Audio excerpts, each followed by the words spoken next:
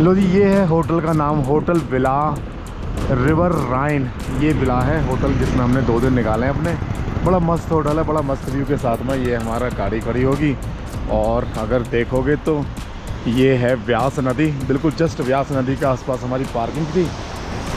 बाकी hey guys, good morning, welcome back to my another blog. और अब है वापसी का सफ़र हमारा दिल्ली का। बाकी इस जगह को, इतनी खूबसूरत जगह को छोड़ के जाने का तो मन बिल्कुल भी नहीं है, बट जाना पड़ेगा क्योंकि जॉब करनी है नेक्स्ट डे। तो हमने जो अपना होटल लिया था भाई, होटल मनाली से ऊपर, मनाली ले हाईवे पे लिया था। मतलब मनाली के माल रोड को अगर मैं पॉइंट मानूं तो 4 किलोमीटर ऊपर लिया था। इसके पीछे का कारण ये था कि लास्ट के जो व्लॉग थे, हमने लास्ट जो हमें जाना था रोहतांग पास और इधर जाना था, और गए भी हम। जो आपने लास्ट के ब्लॉग नहीं देखे तो जाके देख लेना। बाकी यहाँ होटल का एक्सपीरियंस इसलिए अच्छा था क्योंकि पार्किंग के हिसाब से दिक्कत नहीं थी बिल्कुल भी, और भीड़ भाड़ जितनी भी थी, जिसको भीड़ पसंद है उसके लिए तो भाई मनाली में रह लो। बाकी हम गाड़ी से आए थे तो अपने को गाड़ी की पार्किंग भी देखना बहुत ज़रूरी रहता है, तो उस हिसाब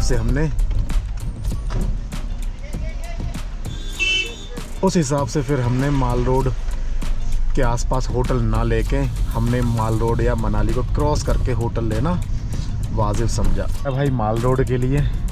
और ये मनाली का बाईपास है, जहाँ मेरे को नहीं लगता कि यहाँ मनाली में जब से बाईपास बनाया है, जब से जाम लगता होगा।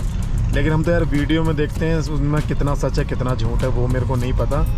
लेकिन सच बताऊँ तो मेरे को तो बिल्कुल दिक्कत नहीं आई मनाली में। कहीं जाम नहीं मिला, कहीं होटल की मारामारी नहीं मिली, कहीं ऐसा किसी का व्यवहार ऐसा बिल्कुल बेकार नहीं हुआ। सब बिल्कुल प्यार से बोले, प्यार से हम आए, प्यार से गए।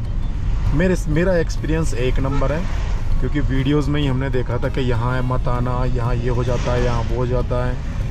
तो मेरे को नहीं लगता, मेरा एक्सपीरियंस एक नंबर रहा है। हर तरह के जो पर्सन मिले हैं मेरे को वो बढ़िया मिले हैं, और व्यू भी बड़ा ज़बरदस्त मिला है। फ़र्स्ट टाइम मैं गाड़ी लेके आया था यहाँ, फ़र्स्ट टाइम मैं 2x4 लेके, मतलब अपनी जो गाड़ी है 2x4 है मेरी, इस गाड़ी को लेके मैं रोहतांग गया था, या यूँ कहें इतनी दूर आया था पहाड़ों में गाड़ी लेके। तो मेरा एक्सपीरियंस ठीक है, कोई मतलब इशू नहीं था। और हम रोहतांग तक अपनी 2x4 गाड़ी भी लेके गए थे। हालांकि रोहतांग वहाँ से 7-8 किलोमीटर, मेन पीक जो था 7-8 किलोमीटर था वहाँ से, लेकिन वहाँ तो 4x4 को भी अलाउ नहीं कर रहे थे।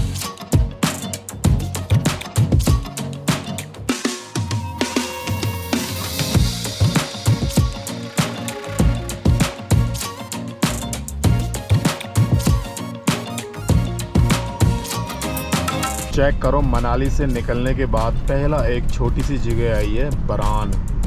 बाकी मैं बता ये रहा था कि इस हाईवे पे, ये एक्चुअल में नेशनल हाईवे है, इस हाईवे पे बहुत सारे फुट ओवर ब्रिज ऐसे लगे हैं जिनका कोई इस्तेमाल भी नहीं करता। जहाँ लगने चाहिए वहाँ लगे नहीं हैं, और जहाँ लगने नहीं चाहिए वहाँ लगे पड़े। इस हाईवे पे बहुत सारे आपको ब्रिज मिल जाएंगे, मेरे को नहीं लगता उनका कोई इस्तेमाल करता होगा, नहीं करता होगा। देखना भाई, मनाली से निकलते ही बारिश का हाल देखो एक बार, मौसम के मिजाज। अभी हम मनाली से ज़्यादा नहीं, करीबन 15-20-25 किलोमीटर चले हैं, जहाँ मनाली में मौसम क्लीन था, मतलब साफ़ था, बादल थे लेकिन बारिश नहीं थी। और यहाँ का एक बार देखो, ऐसे लग रहा है कि सारा पानी आज भाई यहीं बरसेगा। तो कुछ भाई पहाड़ों की जो बारिश होती है ना, वो ख़तरनाक होती है कई मायनों में। बाकी चलो भगवान से दुआ करें कि कुछ ऐसा ना हो, हम बहुत इजीली आराम से अपना चलते रहें। अभी हम कुल्लू पहुंच चुके हैं भाई, कुल्लू तक भी बारिश का प्रकोप जारी है। पूरी बारिश, क्या तगड़ी वाली बारिश हुई है, छोटी मोटी बारिश नहीं हुई। मनाली में नहीं थी इतनी। ये पूरा जो शहर देख रहे हो, कुल्लू शहर देख रहे हो, कुल्लू स्टार्ट हो जाता है यहाँ से, अभी स्टार्टिंग ही है कुल्लू का। अभी हमने कुल्लू भाई ढंग से क्रॉस भी नहीं करा, ये कुल्लू ही चल रहा है अभी। और मौसम देखना एकदम, यार पहाड़ों की बारिश एकदम रंग बदलती है, बिल्कुल ख़त्म हो चुकी है बारिश, पहाड़ों की बारिश एकदम रंग बदलती है। बाकी ये खड़ी हमारी गाड़ी, और हमने एक ढाबा है रास्ते में पड़ता है कुल्लू से, हमारी साइड ही है। ढाबे का नाम नहीं लिखा, ओनली ढाबा लिखा है, वेलकम लिखा है। तो यहाँ अपना लंच लेते हैं, ब्रेकफास्ट लेते हैं। मॉर्निंग में हमने ब्रेकफास्ट भी नहीं करा था। बाकी अच्छी बात ये है कि भाई मौसम चेंज हो गया, चलो अपना ब्रेकफास्ट ले लेते हैं यार। भूख लग रही है, बोला भी नहीं जा रहा यार सुबह सुबह मॉर्निंग में।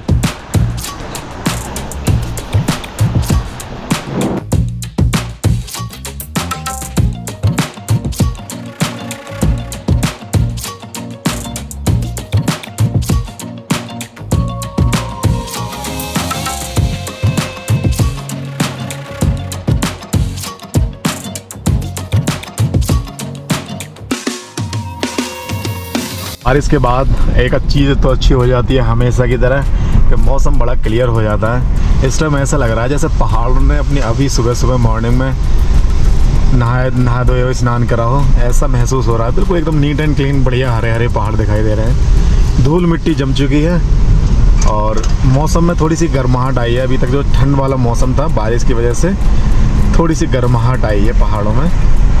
और ये जो आप देख रहे हो, ये कुल्लू के बाहर के नज़ारे देख रहे हो। यहाँ पैराग्लाइडिंग और राफ्टिंग बहुत होती है इस वाले एरिया में।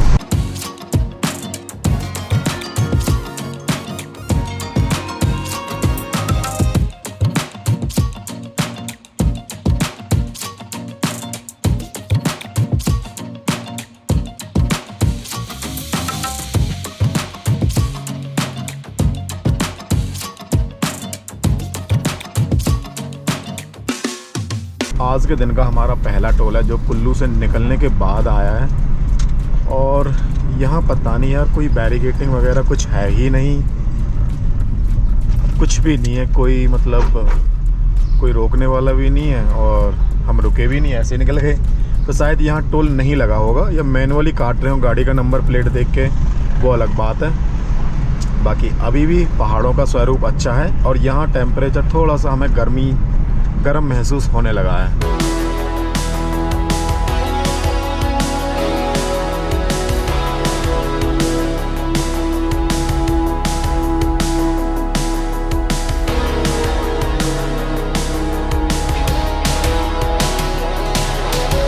मनाली के रूट की, दिल्ली से मनाली रूट की सबसे पुरानी टनल में आपका हार्दिक स्वागत है। ये टनल है भाई वो।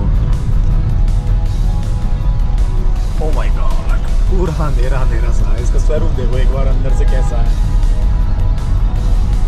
बिल्कुल ही अजब। लोगों ने हाथ से खोद के इस टनल का निर्माण किया था और आज भी इसको ऐसे ही रहने दिया है। हालांकि ऐसे ही रहने दिया है ना, इसी में मज़ा है। आजकल की टनल तो सारी एक जैसी लगती है, एक यही टनल है जो थोड़ी सी अलग लगती है।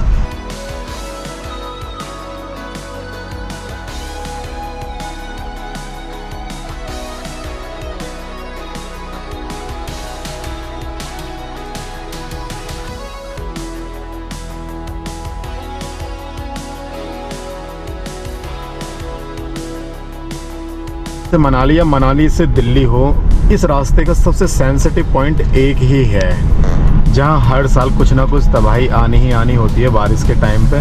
वो ये वाला पॉइंट है।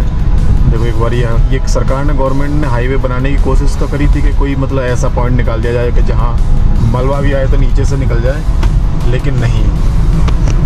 अब चेक करो, ये वाला बड़ा नैरो पॉइंट है जहाँ पहाड़ों के बीच में डिफरेंस है ना, बहुत छोटा डिफरेंस है। ये मनाली वाली रेंज है ना, तो वहाँ है क्या, पहाड़ तो हैं लेकिन थोड़ी से समतल वाला इलाका भी है जहाँ आप होटल, पार्किंग और खाने के ढाबे मिल जाते हैं अच्छी तरीके से। लेकिन ये वाला पॉइंट बिल्कुल नैरो पॉइंट आ जाता है। यहाँ आपको गाड़ी खड़ी करने के लिए भी मतलब आसानी से जगह नहीं मिलेगी और थोड़ी सी है खतरे वाली जगह है, खतरा पॉइंट है यहाँ पर। और ये ऐसा नहीं है कि सरकार इसमें कुछ कर देगी। ये खतरा सरकार चाहे कितना भी डेवलप कर ले, यहाँ खतरा हमेशा हर टाइम बारिश के सीज़न में आना ही आना है, क्योंकि पहाड़ों का जो स्ट्रक्चर है, बनावट है, वो इस प्रकार की है कि यहाँ सरकार भी भाई कुछ नहीं कर सकती।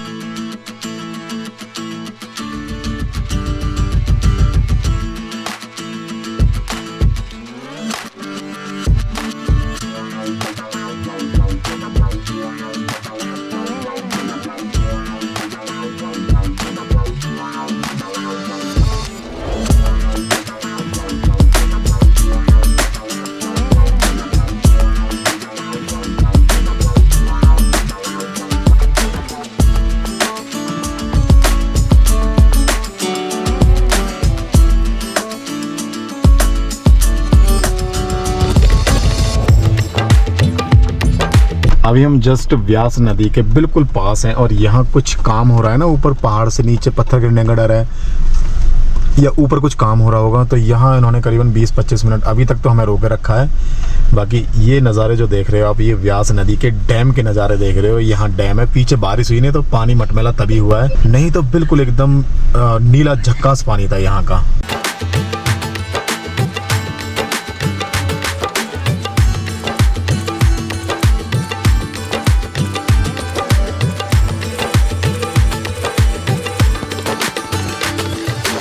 जगह को चेक करो, जगह का नाम है मंडी। हालांकि निकल गई है मेन जगह, तो मेन मंडी। और यहाँ से स्टार्ट हो जाती है भाई। इतने सारे कैमरे हैं इस रास्ते में कि आपकी गाड़ी आप जब स्पीड पकड़ोगे तुरंत कहीं ना कहीं कैमरे वाला आ ही जाएगा। कैमरे जो हाईवे पे लगा के रखते हैं ना, वो आ ही जाते हैं। लेकिन यहाँ से थोड़ा सा लैंडस्केप बिल्कुल चेंज हो जाता है पहाड़ों का। पहाड़ जो आपको दूर दूर किनारे किनारे दिखाई देंगे, लेकिन पूरा समतल वाला प्लेन वाला रास्ता मिलेगा यहाँ से। मंडी से तो ऑलमोस्ट सारा समतल वाला ये एरिया है, एक दो जगह को छोड़ दें अगर हम तो है ही नहीं। मंडी के बाद में एक जगह तो ऐसी आ जाती है कि ऐसा लगने लगता है कि जैसे पहाड़ ख़त्म हो गए हैं, लेकिन ऐसा नहीं है। फिर से एक वैली, मंडी पूरा जो है कि वैली टाइप में है। फिर से हम पहाड़ों के बिल्कुल एकदम नज़दीक आ चुके हैं, ये आप देख रहे हो ना। और जैसे ही हम मंडी क्रॉस करेंगे, सुंदरवन 4 किलोमीटर जहाँ से रह जाता है वो एरिया ऐसे लगने लगता है जैसे कि अब तो पहाड़ ख़त्म ही हो गए, प्लेन आ गया। लेकिन ऐसा नहीं है, यहाँ ऐसा लग रहा है जैसे फिर से पहाड़ शुरू हो गए हों।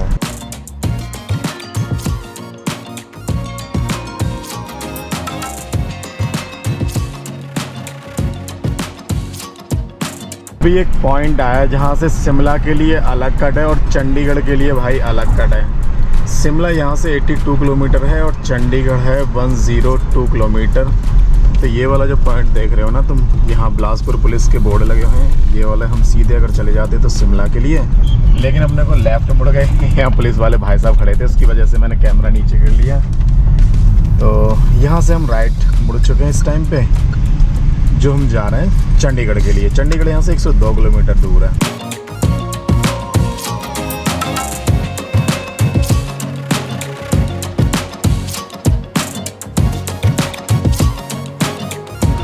थोड़ा सा चखना वखना ले लिया है, रास्ते पर कुटर कुटर करते हुए जाएंगे।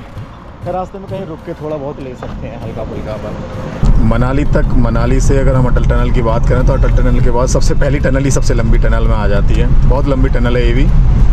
इसके बाद तो छोटी छोटी टनल है, ये सबसे लंबी टनल आ जाती है अटल टनल के बाद में।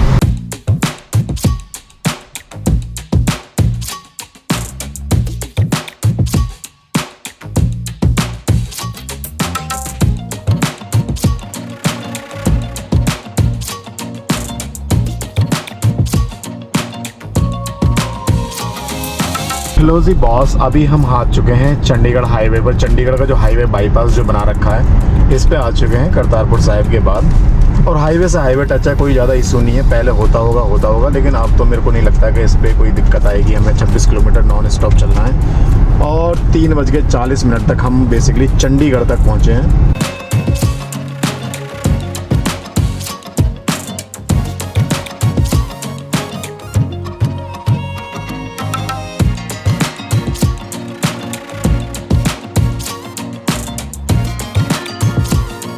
ये खाली पड़ी थी ना, तो 744 रुपये की CNG आई है और 8 लीटर CNG आई है इसमें।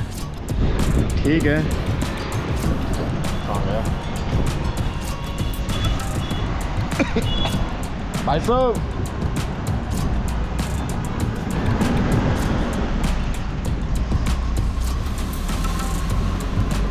चेक कर लेते हैं।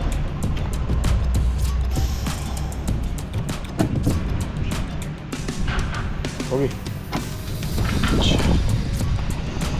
744 रुपये की CNG है। देखते हैं, दिल्ली तक तो खैर नहीं पहुंचेंगे।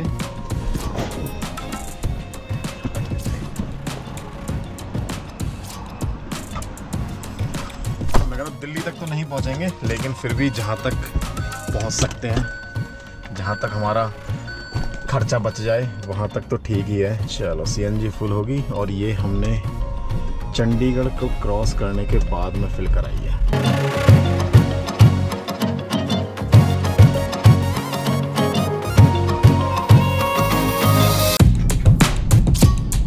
हाईवे के नज़दीक बिल्कुल ये ढाबा लिया है हमने, वीनस पंजाबी ढाबा। पंजाबी ढाबा के नाम से बहुत सारे रेस्टोरेंट हैं यहाँ पर। चलो कुछ दाल रोटी वगैरह ऑर्डर करते हैं। ये इनका मेन्यू है भाई, और इसमें से जो हमने इनको जो बोला है वो कढ़ाई पनीर का बोला है। हमने पनीर नहीं खाया पूरे ट्रिप पे, और 4 रोटी प्लेन बोला है इनको। चलो भाई, खाने का रिव्यू एक नंबर बढ़िया था। जो पंजाबी ढाबे होते हैं ना, ऑलमोस्ट ज़्यादातर बढ़िया ही होते हैं। यहाँ भी अच्छा मिला। फिर उसके बाद हमने एक कप चाय भी ऑर्डर करी और अभी चलते हैं, आगे का सफ़र कंटिन्यू करते हैं। बहुत दूर है अभी दिल्ली। स्कैनर तो वहीं होगा ना? चलो चलो, आगे का सफ़र कंटिन्यू करते हैं। बहुत दूर है, 200 किलोमीटर का नॉन स्टॉप सफ़र बचा है अभी हमारा। कितना हुआ बॉस? ये पर्ची दे देना बस मेरे को, ऐसी दे देना। तो ये जो चीज़ है भाई, ये चीज़ है भाई, ये पंजाब में ज़्यादातर देखने को मिलती है। हमें खाना खाने के बाद या तो सौंफ और चीनी, मतलब बहुत से रेस्टोरेंट चीनी और सौंफ ज़्यादातर देते हैं, लेकिन यहाँ कभी कभी कहीं कहीं गुड़ भी मिल जाता है।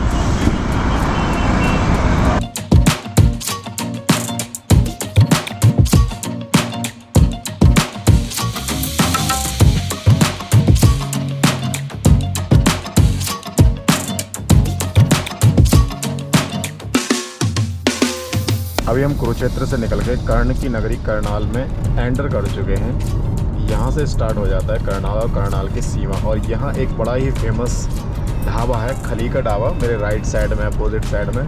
कभी आप ट्रैवल करो तो वहाँ ज़रूर ट्रैवल करना। हम अर्ली मॉर्निंग थे तो ढाबा खुला नहीं था, जब हम दिल्ली से मनाली गए थे तो हमने खाना, तो इसलिए हम तो खा नहीं पाए। लेकिन आप अगर ट्रैवल करो तो ज़रूर वहाँ ट्रैवल करना, खली के ढाबे पर। खाना अच्छा है, स्टाफ अच्छा है, सर्विस अच्छी है। जब हम थे तब तो अच्छा था, आपका जब आप जाओगे तब का पता नहीं। हालांकि हमें तो एक बार भाई खली भी मिला था यहाँ पर, उससे हाथ भी मिलाया था हमने। तो ये कहानी है। और बिल्कुल अभी शाम के 6:16 पे हम ये वाली क्लिप रिकॉर्ड कर रहे हैं। अंधेरा होने में थोड़ा सा टाइम और है, 20-30 मिनट बाद, आधे घंटे बाद अंधेरा हो जाएगा पूरा।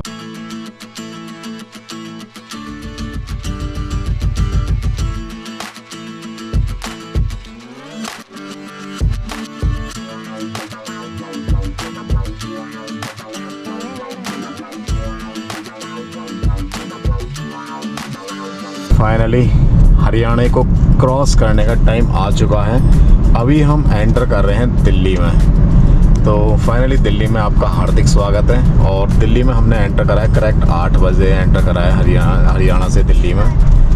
और अब उम्मीद है कि ट्रैफिक ना हो, लेकिन लगता नहीं है, होता नहीं है कि आप दिल्ली में बिना ट्रैफिक के क्रॉस कर जाओ। तो कहानी कुछ ऐसी है। बाकी सोनीपत को क्रॉस करते ही दिल्ली आ जाता है।